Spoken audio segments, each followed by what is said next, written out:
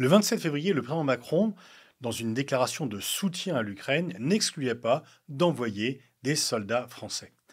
Le soir même, il y avait une émission C'est ce soir sur la 5 à laquelle j'étais invité et je mettais un peu en garde contre un engrenage que cette décision pouvait représenter, engrenage qui pourrait conduire à un affrontement direct entre des soldats français présents sur le sol ukrainien et l'armée russe, et donc en fait une guerre directe entre la France et la Russie. On prend des décisions, mais il y a les engrenages qui sont mis en route qu'on ne contrôle plus. Et donc, je m'élevais contre cet engrenage et je déclarais que je craignais une guerre et que je ne voulais pas mourir pour le Donbass. Alors, aussitôt, bien sûr, dès le lendemain, le soir même, c'était un concert d'accusations, collabos, lâches, etc. Des gens d'ailleurs qui ne veulent pas participer à la guerre eux-mêmes, qui sont prêts à y envoyer les autres, mais qui ne sont pas prêts à s'y rendre. Mais en tous les cas, j'étais assimilé à un lâche et surtout à un collabo. Et bien sûr, avec la référence à Marcel Déat, celui qui avait déclaré ne pas vouloir mourir pour Danzig, et qui est l'essence même du collabo, du type de gauche, devenu collabo avec Hitler. Alors, comparaison n'est pas raison, et il y a effectivement des gens qui ont des vagues connaissances historiques et qui veulent un peu la ramener en faisant des comparaisons qui n'ont pas lieu d'être.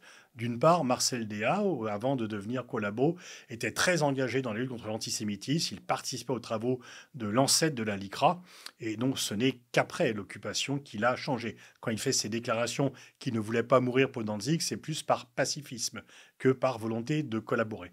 En plus, on peut très bien refuser la guerre sans pour autant être pro-Hitler. Et donc, on voit bien que ce type d'accusations sont animées par autre chose, des gens qui m'en veulent pour d'autres raisons que les questions de Russie et d'Ukraine et qui en profitent pour régler des comptes. Et du coup, le débat ne portait plus sur l'envoi ou non de soldats français en Ukraine, avec les risques inhérents à cela.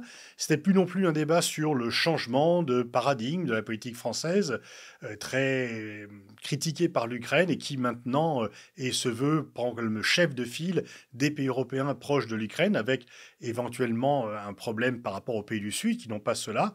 Autant de problèmes importants. Non, c'était effectivement le fait de pouvoir m'assimiler à DA et de dire que finalement, si Hitler était au pouvoir, je serais le premier à venir lui cirer les pompes. Alors beaucoup de ceux qui m'ont critiqué apprécient Gérard Haro, l'invite, et je fais référence à son excellent livre, effectivement, Nous étions seuls.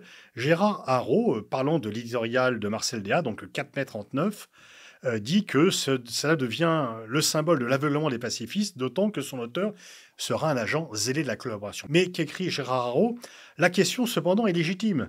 Londres et Paris s'apprêtent à faire la guerre pour Danzig à la population entièrement allemande, dont le statut de ville libre n'est en rien indispensable pour la Pologne, qui s'est dotée depuis 1919 du port de Gdynia.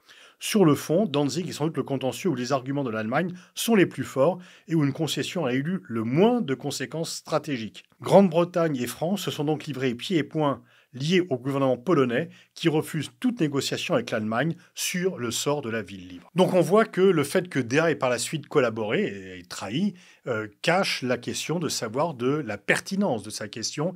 Était-il ou non pertinent de vouloir mourir pour Danzig? En fait, la réponse était non.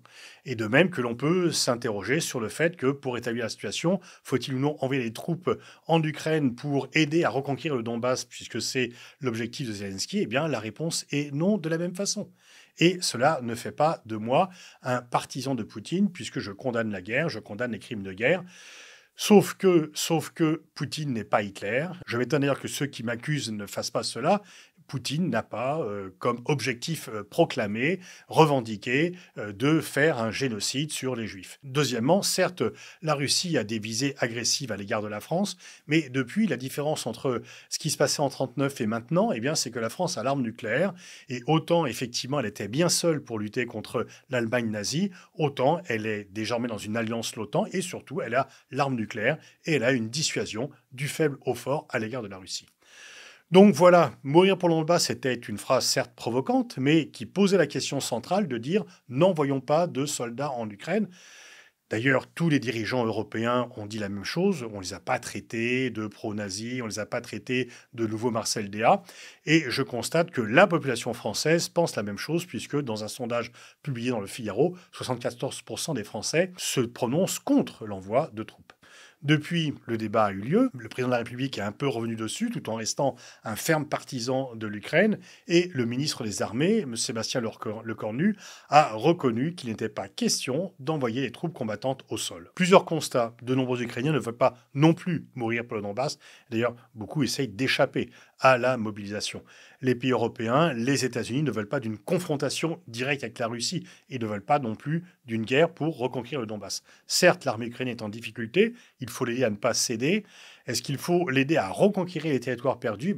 Voilà, le problème, c'est que si on le veut, par rapport au rapport de force, par rapport au fait qu'il y a moins d'Ukrainiens que de Russes, le prix à payer, c'est de faire la guerre directement avec la Russie. Et une fois encore, cela mérite quand même d'y réfléchir à plusieurs fois et même de renoncer à cette option d'une guerre directe avec la Russie. Alors certes, la plupart des experts ont salué avec cette phrase la fermeté du président français. Je continue à penser qu'il serait dangereux et plus que dangereux d'envoyer les soldats français. Heureusement, depuis quand même, l'idée a fait son chemin qu'il serait dangereux de le faire. Et donc, peu importe que l'on m'accuse d'être le prochain Marcel Déat, avec des comparaisons historiques qui n'ont pas lieu d'être et qui marquent plutôt à la fois l'inculture et la mauvaise foi de ceux qui les mettent en avant.